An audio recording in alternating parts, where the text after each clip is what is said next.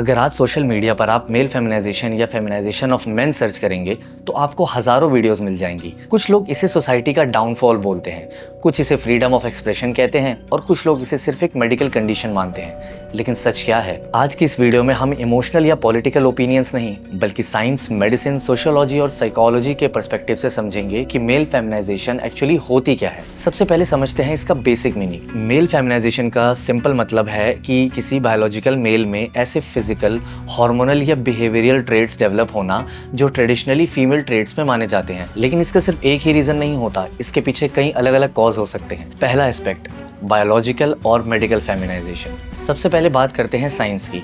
हमारे बॉडी में दो इंपॉर्टेंट हार्मोन्स होते हैं, टेस्टोस्टेरोन और एस्ट्रोजन। दोनों हार्मोन्स मेल और फीमेल दोनों में होते हैं, बस उनकी क्वांटिटी अलग अलग होती है। जब किसी मेल के बॉडी में टेस्टोस्टेरोन कम हो जाए या एस्ट्रोजन का इफेक्ट ज़्यादा हो जाए तब कुछ फेमिनाइजिंग चेंजेस देखने को मिल सकते हैं, जैसे ब्रेस्ट टिश्यू का डेवलप होना जिसे गायनेकोमेस्टिया कहा जाता है, बॉडी फैट का डिस्ट्रीब्यूशन चेंज होना, स्किन का सॉफ्टर फील होना, मसल मास का कम होना।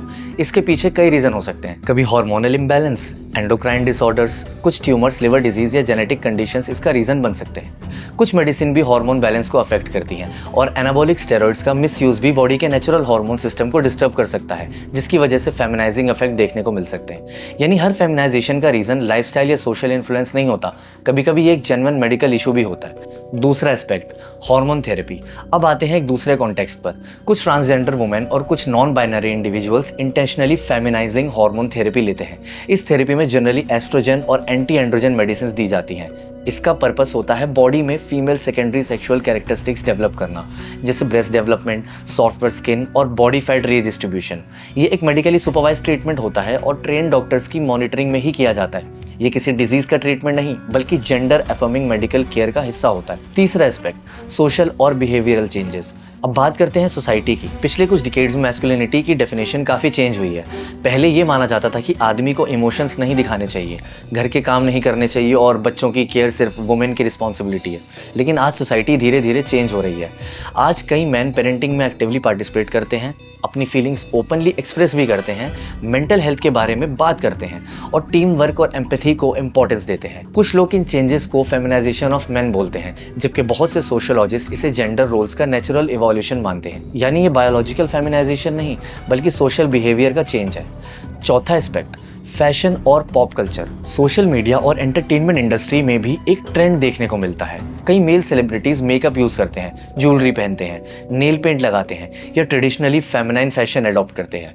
कुछ लोग इसे सेल्फ एक्सप्रेशन कहते हैं, कुछ लोग इसे मैस्कुलिनिटी पे बदलाव मानते हैं। लेकिन फैशन और बायोलॉजिकल जेंडर दो अलग चीज़ें हैं।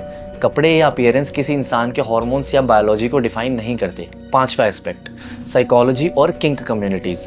अब आते हैं एक और कॉन्टेक्स्ट पर जो इंटरनेट पर काफ़ी डिस्कस होता है। कुछ BDSM या डोमिनेंस सबमिशन कम्युनिटीज़ में एक एक्टिविटी होती है जिसे फोर्स्ड फेमिनाइजेशन या सिसिफिकेशन कहा जाता है। इसमें submissive male temporarily feminine clothing, behaviour या रोल अडॉप्ट करता है under the guidance of dominant partner. ये एक कंसेंसुअल रोल प्ले होता है और प्रैक्टिशनर्स के अकॉर्डिंग इसका परमानेंट जेंडर आइडेंटिटी से ज़रूरी नहीं कि कोई रिलेशन हो। ये एक साइकोलॉजिकल या सेक्सुअल रोल प्ले कैटेगरी है, ना कि मेडिकल कंडीशन। अब आते हैं कंक्लूजन पर। तो अब सवाल ये है कि जब कोई मेल फेमिनाइजेशन बोलता है तो उसका मतलब एग्जैक्टली क्या होता है? इसका जवाब डिपेंड करता है कॉन्टेक्स्ट पर। अगर बात मेडिसिन की हो तो इसका रिलेशन हार्मोन्स और हेल्थ कंडीशन से हो सकता है। अगर ट्रांसजेंडर हेल्थ केयर की बात हो तो ये मेडिकली सुपरवाइज्ड हार्मोन थेरेपी हो सकती है। अगर सोशियोलॉजी की बात हो तो चेंजिंग जेंडर रोल्स और मॉडर्न मैस्कुलिनिटी का डिसीजन हो सकता है। और अगर साइकोलॉजी या BDSM कम्युनिटीज़ की बात हो तो इसका मीनिंग एक कंसेंसुअल रोल प्ले एक्टिविटी हो सकता है। इसीलिए बिना कॉन्टेक्स्ट के मेल फेमिनाइजेशन शब्द का यूज़ करना कन्फ्यूजन क्रिएट कर सकता है। हर सिचुएशन अलग है, हर डेफिनेशन अलग है और हर डिस्कशन को उसके कॉन्टेक्स्ट के हिसाब से समझना ज़रूरी है।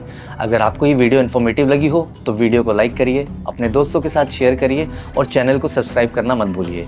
मिलते हैं अगली वीडियो में।